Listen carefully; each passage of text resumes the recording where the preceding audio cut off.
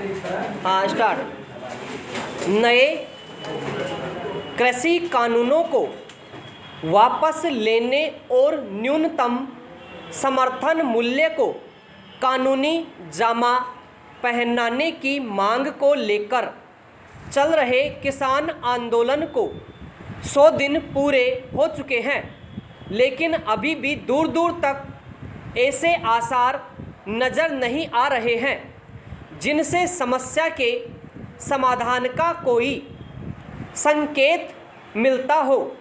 यह दुखद स्थिति है। कारण साफ है कि दोनों ही पक्ष विवेक से काम लेने के बजाय हठ धर्मिता का रुख धारण किए हुए हैं। किसान संगठन शुरू से कहते आए हैं कि जब तक विवादास्पद कृषि कानूनों को सरकार वापस नहीं ले लेती तब तक आंदोलन जारी रहेगा। दूसरी ओर सरकार ने भी कानूनों को वापस लेने से साफ इनकार कर दिया है। इस टकराव में ही 100 दिन निकल गए।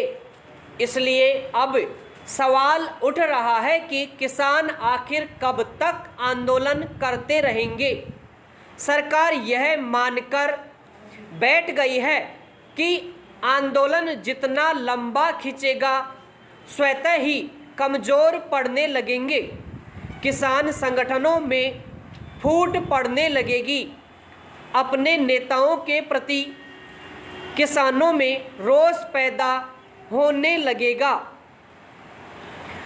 और अंततः किसान लौट जाएंगे।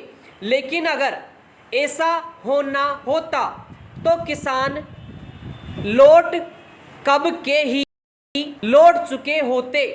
पैरा मोर्चे पर डटे रहने के लिए किसान संगठन अब नए नए तरीके अपना रहे हैं। राजस्थान, हरियाणा, पंजाब, उत्तर प्रदेश आदि राज्यों में हो रही महापंचायतों में उमड़ने वाली लाखों किसानों की भीड़ इस बात का प्रमाण है कि किसान आंदोलन कमज़ोर नहीं पड़ रहा बल्कि दिनों दिन मजबूत हो रहा है।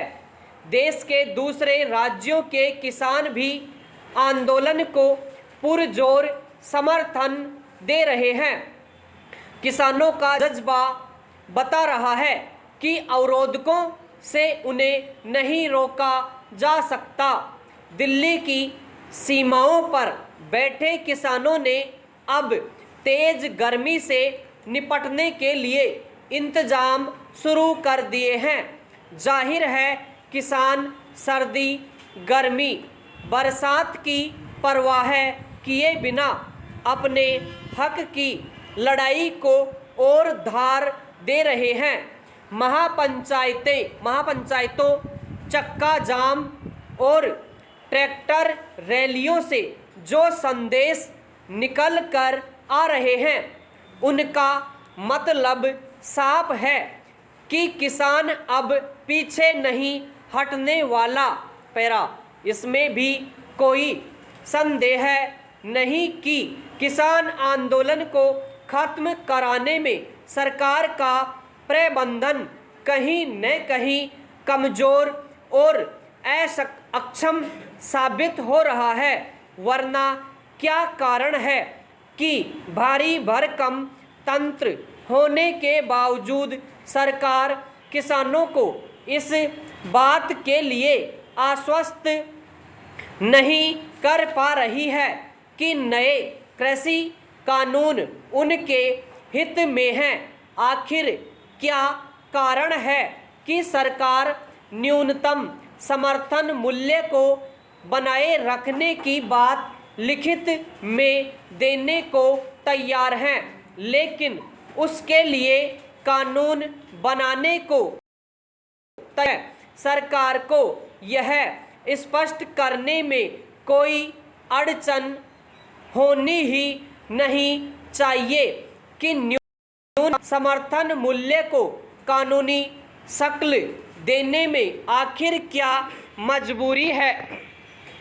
12 दौर की बातचीत में भी अगर किसी समस्या का समाधान नहीं निकलता है तो उसके लिए कोई एक पक्ष नहीं, दोनों पक्ष जिम्मेदार हैं। किसान संगठनों को भी फिर से इस पर विचार करना चाहिए कि नए कृषि कानून में के जितने भी बिंदुओं पर आपत्ति है उन सभी पर सरकार के साथ खुलकर बात हो।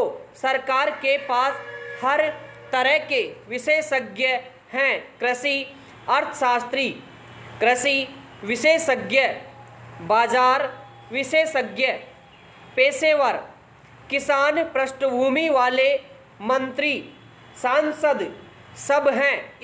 इसलिए हैरानी होती है कि आखिर इतना बड़ा तंत्र किसानों को संतुष्ट क्यों नहीं कर पा रहा। किसान आंदोलन अभी तक शांतिपूर्ण रहा है, हालांकि बीच बीच में अप्रिय घटनाओं से इसे पटरी से उतारने की साजिशें भी हुई। ऐसे में नए खतरे सामने आ जाते हैं।